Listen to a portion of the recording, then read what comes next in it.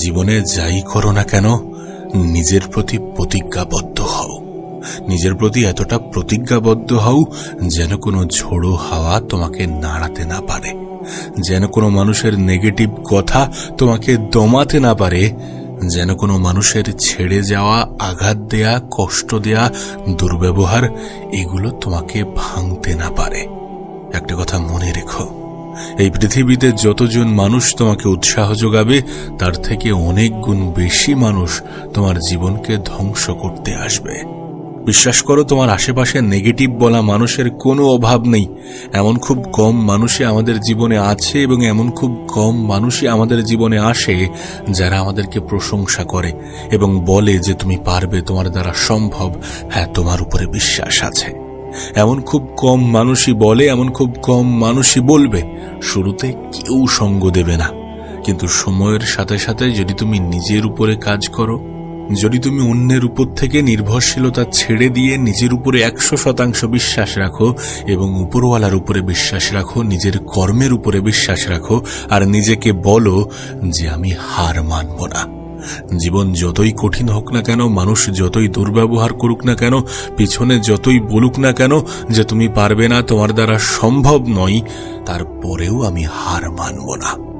দেখো, এমনটা নয় যে ক্লান্তি আসবে না, এমনটা নয় যে সবসময় কাজ করতে ইচ্ছা হবে, সবসময় তুমি নিজেকে মোটিভেটেড ফিল করবে।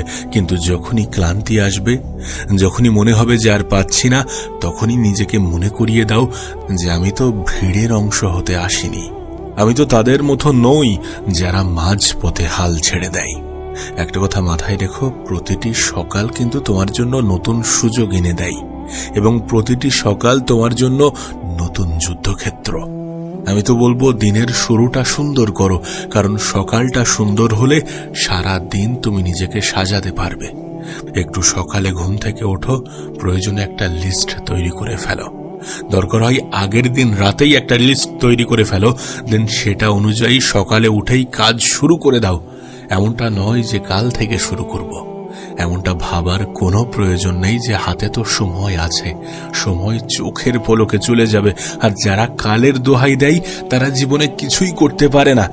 যদি তুমি জেদি হয়ে থাকো তাহলে সেই জেদ আজ থেকেই দেখাও, এখন থেকেই দেখাও, নিজের উপরে বিশ্বাস দেখাও।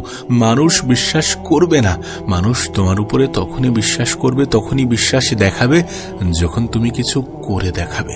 শুরুতে সাপোর্ট করার মতো মানুষ তুমি পাবে না।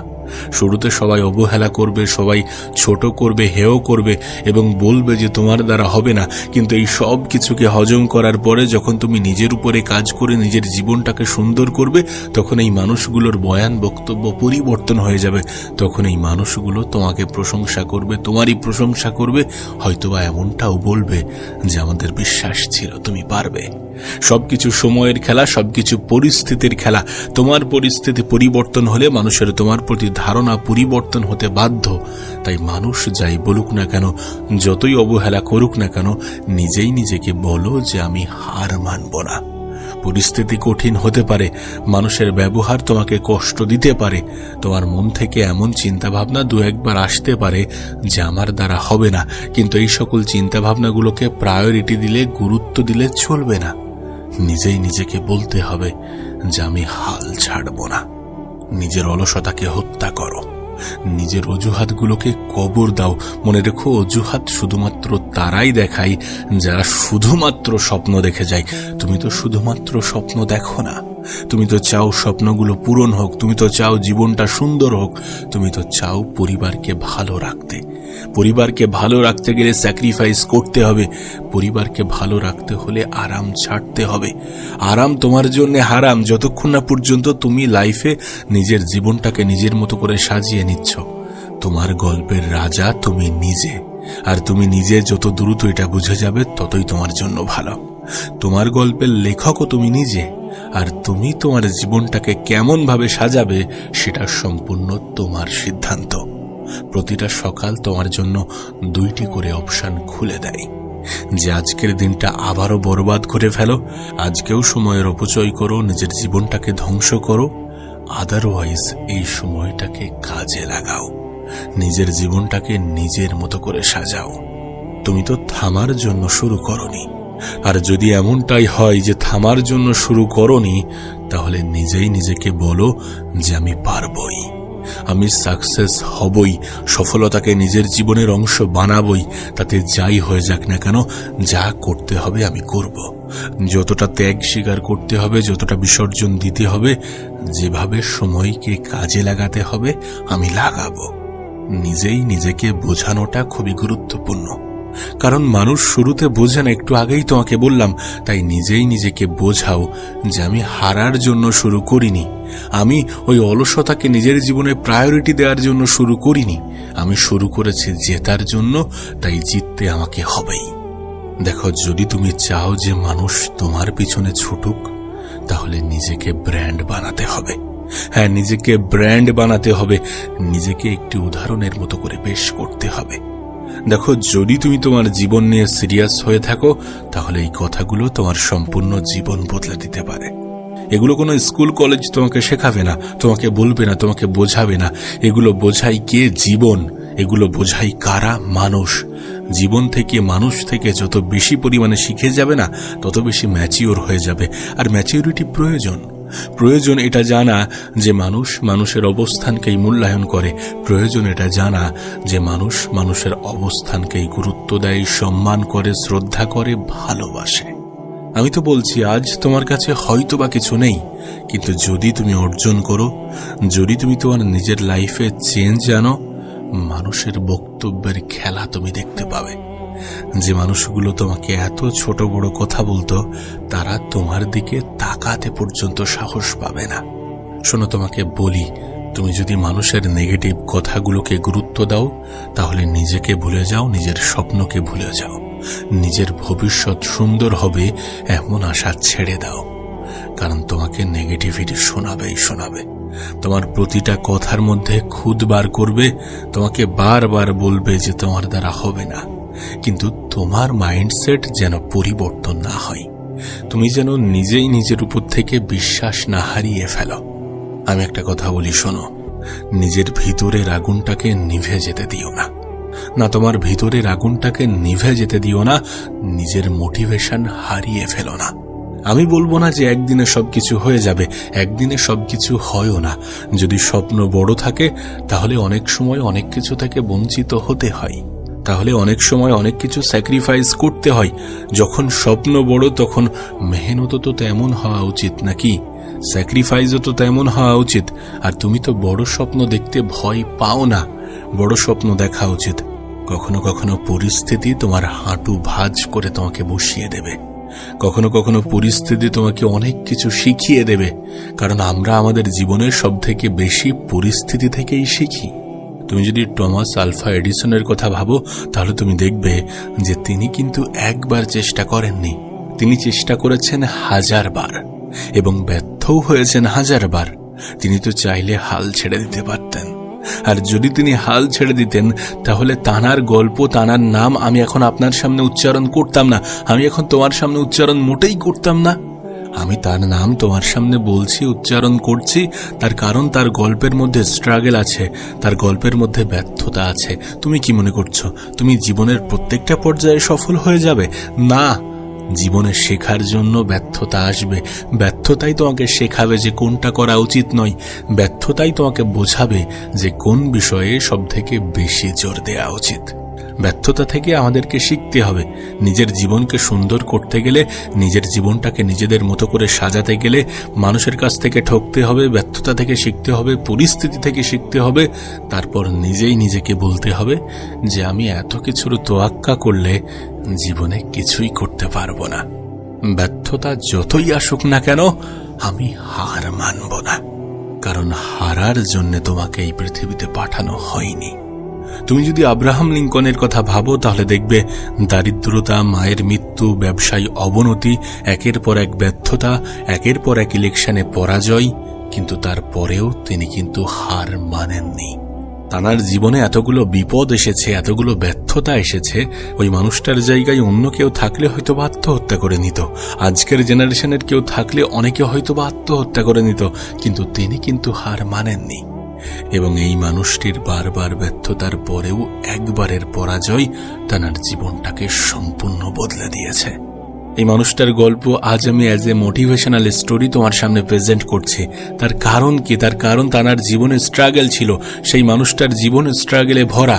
তোমার জীবন যদি আজ কঠিন হয়ে থাকে এবং তুমি যদি এই কঠিন জীবনের সাথে লড়াই করো, ব্যর্থতাকে স্বীকার করে ব্যর্থতা থেকে শিখে নিজের জীবনকে সুন্দর করো, তাহলে কেন তোমার গল্পটা অন্য মানুষের গল্পের থেকে আলাদা হবে না? কেন তোমার গল্প মানুষ অন্য মানুষকে শোনাবে না? শোনাবে, অবশ্যই শোনাবে। কোনো সাধারণ মধ্যবিত্ত বা নিম্নবিত্ত পরিবার থেকে উঠে আসা মানুষের গল্প যখন খুব স্ট্রাগলে ভরা হয়, তখন সে গল্প এক অন্যরকম রূপ পায়। আর যদি তুমি চাও যে তোমার গল্পটা একটা অন্যরকম রূপ পাক, যদি তুমি চাও যে তোমার গল্প শোনানো হোক, যদি তুমি চাও যে তোমার জীবনের গল্পের থ্রু দিয়ে অন্য মানুষের জীবনগুলো পরিবর্তন হোক, তাহলে পরিবর্তন করো নিজেকে। তাহলে সময়কে কাজে লাগাও, তাহলে নিজের উপরে বিশ্বাস দেখাও এবং নিজেই নিজেকে বলো যে আমি হার মানব না। তোমার কাছে আমি একটা অনুরোধ করব, ভাগ্যের দোহাই দিয়ে যেন কোনো কোণে লুকিয়ে যেও না। আবারও বলছি, শোনো, আমি প্রত্যেকবারই একটা কথাই বলি যে ভাগ্যে কি আছে আমরা জানি না। সুতরাং ভাগ্যের উপরে ছেড়ে দিয়ে হাত গুটিয়ে বসে থাকা আমাদের সাজে না। ভাগ্যে হয়তো বা এটাই আছে যে চেষ্টা করলে পাবে, মেহনত করলে পাবে, পরিশ্রম করলে হবে। আর যদি এটাই লেখা থাকে, তাহলে চেষ্টাই করে দেখো না, পরিশ্রমই করে দেখো না। সময় তো তোমার হাতে ওই 24 ঘন্টাই দেয়া হয়েছে, যেটা একজন সফল মানুষকে দেয়া হয়, যেটাই পৃথিবীর সব থেকে ধনী মানুষকে দেয়া হয়, যেটাই পৃথিবীর সব থেকে শক্তিশালী মানুষকে দেয়া হয়। তাহলে উপরওয়ালা তো তোমার সাথে নাইনসাফি করেননি। তুমি তোমার সময়কে হেলায় হারিয়ে নিজেই নিজের উপরে নাইনসাফি করছো। এটার জন্য দায়ী কে? তুমি নিজে নও। দেখো, জেদ যদি রক্তের মধ্যে মিশে থাকে, তাহলে ভাগ্যকেও পরিবর্তন করা যেতে পারে। ভাগ্য পরিবর্তন হয় উপরওয়ালা যখন দেখেন যে মানুষটা প্রচুর পরিশ্রম করছে, মানুষটা লড়াই করছে, মানুষটা স্যাক্রিফাইস করছে, মানুষটা অনেক বেশি চেষ্টা করছে, তখন উপরওয়ালা ভাগ্য পরিবর্তন করে দেন। তোমার হাতে তো চেষ্টাই আছে, তোমার হাতে তো লড়াই আছে, তোমার হাতে তো মেহনতি আছে। তুমি চেষ্টা করে দেখো না, নিজের উপরে বিশ্বাস রেখে দেখো না। অন্যরা তো রাখছে না। রাখবে কখন? রাখবে যখন তুমি নিজেই নিজেকে পরিবর্তন করবে। তুমি যদি স্টিভ জবসকে দেখো, তাহলে দেখবে যে তাকে তার নিজের তৈরি কোম্পানি থেকেই বার করে দেয়া হয়েছিল। একবার ভেবে দেখো এটা কতটা কষ্টদায়ক যে তার নিজের কোম্পানি থেকেই তাকে বার করে দিয়েছিল। একটা মানুষের ক্ষেত্রে এতটা সহ্য করা কি সম্ভব? কিন্তু তারপরেও তিনি সহ্য করেছেন, তিনি হজম করেছেন, তিনি নিজের উপর থেকে বিশ্বাস হারাননি। তিনি বিকল্প কিছু পথ বেছে নিয়েছেন, সেটার উপরে কাজ করেছেন, দেন তারপরে নিজেকে প্রমাণ করে দেখিয়েছেন। এরপর বাধ্য হয়ে তাকে তার কোম্পানিতে আবার ফিরিয়ে আনা হয়েছে। না তিনি দমে গিয়েছিলেন, না তিনি থেমে গিয়েছিলেন। নেক্সট এবং পিক্সারের মতো নতুন কোম্পানি আবিষ্কার করে তিনি আবার প্রমাণ করেছিলেন যে ব্র্যান্ড কোনো কোম্পানির নামে থাকে না, ব্র্যান্ড থাকে মানুষের নামে। ব্র্যান্ড হয় মানুষের নামে। মানুষ যতক্ষণ আছে, ব্র্যান্ড ততক্ষণ আছে। আমি যতক্ষণ আছি, আমার তৈরি ব্র্যান্ড ততক্ষণ আছে। তাই বলছি, নিজেকে ব্র্যান্ড বানাও, যাতে তোমাকে কেউ চাইলেও অবহেলা করতে না পারে, যাতে তোমাকে কেউ চাইলেও ইগনোর করতে না পারে। দেখো, তোমার মেধা এবং ইচ্ছা শক্তি যদি থাকে, তাতেই যথেষ্ট। আমার কেন জানি না ব্যক্তিগতভাবে মনে হয় যে এই পৃথিবীতে ট্যালেন্ট বলে কিছু হয় না। যে যত নিজের কাজকে ভালোবেসে করে এবং সময় দিয়ে করে, সে তত নিজের কাজের প্রতি দক্ষ হয়, আর সেই দক্ষতাকেই আমরা নাম দিই যে ট্যালেন্ট। আজ আমার কথাগুলো শুনে হয়তো অনেকে বলতে পারে, অনেকে বলে আমার ফ্রেন্ড সার্কেলে যে তুই খুব ট্যালেন্টেড, কিন্তু বিষয়টা মোটেই এমন নয়। আমি কতবার যে ব্যর্থ হয়েছি, কতদিন ধরে যে ট্রাই করে যাচ্ছি, সেটা যদি সবাই শোনে, তাহলে তারাও এটা বলবে, আরে আমিও তো পারবো। আর এটাই সত্য যে তুমি পারবে যদি তুমি চেষ্টা চালাও, যদি তুমি এক্সপেকটেশন কম রাখো এবং মেহনত বেশি করো। আজকের দিনে আমরা কি করছি? অতিরিক্ত পরিমাণে আশা রাখছি। অতিরিক্ত পরিমাণে আশা রাখার কারণে মেহনত করতেই ভুলে যাচ্ছি। আমরা আমাদের জীবনে পরিকল্পনা তো ঠিকই করছি, কিন্তু সেই পরিকল্পনার উপরে সঠিক পদক্ষেপও তো নিতে হবে, সেটা আমরা নিচ্ছি না। তোমার কাছে অনুরোধ করব, নিজেকে এমন উচ্চতায় নিয়ে যাও যাতে যারা আজ তোমাকে অবহেলা করছে, তারা যেন তোমার সাথে কথা বলার জন্য 5 মিনিটের অ্যাপয়েন্টমেন্ট নেয়ার জন্য অপেক্ষা করে। দেখো, ব্যক্তিগতভাবে যারা আমাকে ইগনোর করে, আমি তাদের ওই ইগনোরেন্সগুলোকে অ্যাজ এ ফিউল হিসাবে ব্যবহার করি। আমাকে অপমান, রিজেকশন এগুলো প্রচুর পরিমাণে মোটিভেট করে, প্রচুর পরিমাণে নিজের মধ্যে একটা জেদ ধরে রাখতে সাহায্য করে। দেখো, পরিশ্রমের কোনো বিকল্প নেই। প্রতিভা হয়তোবা তোমাকে লাইনে দাঁড় করাতে পারে, কিন্তু ওই লাইনটাকে একদম শেষ করার জন্য, শেষ রেখায় পৌঁছানোর জন্য যে জিনিসটার প্রয়োজন সেটা হচ্ছে পরিশ্রম, সেটা হচ্ছে কনসিস্টেন্সি। ওই যে বললাম, একদিনে হবে না, সময় লাগবে। বড় স্বপ্ন থাকলে বেশি সময় লাগবে। আর আমি তো বলছি, বড় স্বপ্ন দেখো, ছোট স্বপ্ন সহজে পূরণ হওয়ার থেকে বড় স্বপ্ন হাফ পূরণ হওয়া অনেক ভালো। আজ যদি তুমি খেয়াল করো তাহলে দেখবে পৃথিবীর ম্যাক্সিমাম সফল ব্যক্তি, হ্যাঁ ম্যাক্সিমাম সফল ব্যক্তি হয় কোনো মিডল ক্লাস, না হলে কোনো লোয়ার মিডল ক্লাস ফ্যামিলি থেকে উঠে এসেছে। তাদের মধ্যে যে জিনিসটা ছিল সেটা হচ্ছে মাইন্ডসেট, তাদের মধ্যে যে জিনিসটা ছিল সেটা হচ্ছে আত্মবিশ্বাস, তাদের মধ্যে যে জিনিসটা ছিল সেটা হচ্ছে জেদ, ইচ্ছা শক্তি, তাদের মধ্যে যে জিনিসটা ছিল সেটা হচ্ছে লড়াই করার মানসিকতা। আজ এই পৃথিবীতে রাজা হওয়ার জন্য রাজার ছেলে হওয়াটা জরুরি নয়। আর যদি তুমি রাজা হও, তোমার বাপ রাজা ওই কারণে, তাহলে তোমাকে ট্রোলের শিকার হতে হবে।